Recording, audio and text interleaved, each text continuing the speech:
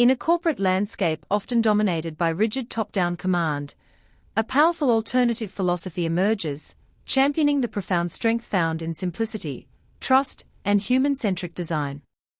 This philosophy, distilled from decades of transformative leadership at a major industrial company, argues that true and enduring success is not forged in the executive suite alone, but across every level of an organization where people feel valued, heard, and empowered. It presents a compelling case that the traditional trappings of corporate power, opaque decision-making, numerous managerial layers, and a fear of failure, are not indicators of strength, but of systemic fragility. The path to a thriving, adaptable, and profitable enterprise lies in the courageous act of letting go, of distributing authority, and of speaking with plain, unvarnished honesty. The foundational pillar of this approach is a radical commitment to trust and transparency, not as buzzwords, but as daily practice. This begins with open, two-way communication, where leaders actively listen and integrate feedback from the front lines into strategic decisions.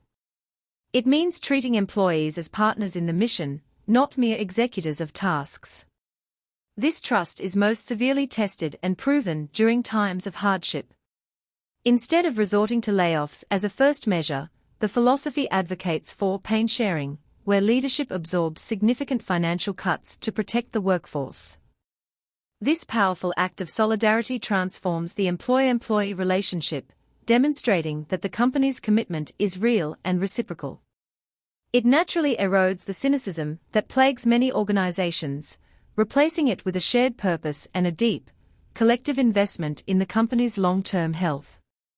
When people believe their well-being is genuinely prioritized, their engagement and dedication become the organization's most durable asset. To make this culture of trust possible, the traditional corporate hierarchy must be deliberately and dramatically flattened. The conventional model, with its many layers of management, acts like a filter, distorting information, slowing decisions, and stifling the flow of ideas from bottom to top. Great concepts are like salmon struggling upstream, most perish before reaching the decision-makers who can act on them. The alternative is a lean structure with only a few essential layers, bringing leadership within reach of every employee. This dismantling of bureaucratic barriers requires rejecting old managerial doctrines, such as rigid spans of control, and instead placing fundamental trust in the competence and autonomy of teams. Supervisors manage by enabling rather than micromanaging.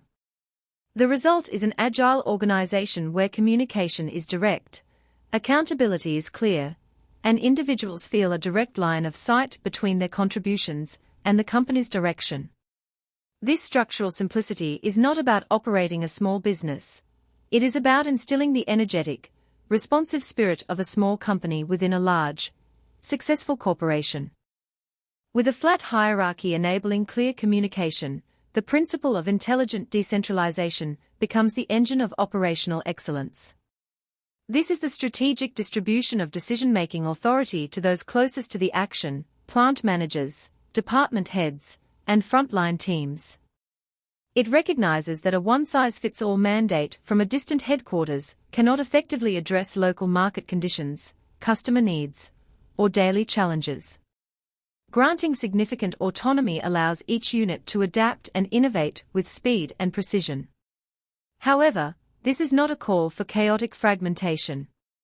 Effective decentralization exists in a dynamic equilibrium with necessary central oversight.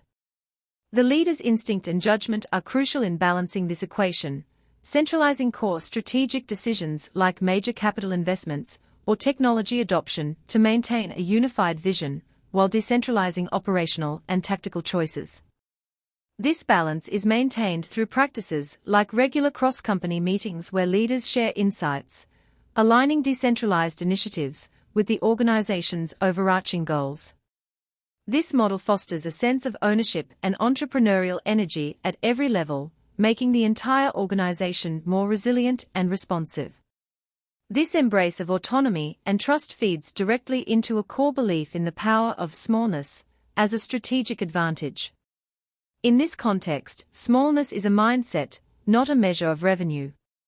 It is the agility to pivot, the closeness that fosters collaboration, and the lack of pretense that encourages honest dialogue. It manifests in deliberate choices, such as locating facilities in smaller communities where a strong work ethic and pragmatic values thrive, building a workforce that is inventive and deeply invested in local success.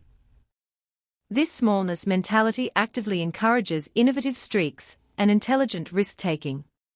It understands that a culture obsessed with avoiding failure will also avoid the bold experiments that lead to breakthroughs.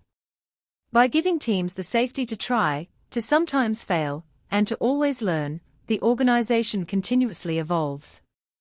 Failure is analyzed not for blame, but for insight, ensuring that every setback strengthens the collective wisdom. This creates a virtuous cycle where trust enables decentralization, decentralization empowers small team innovation, and that innovation drives sustained growth, all held together by a culture of plain talk where the only agenda is the shared success of the whole.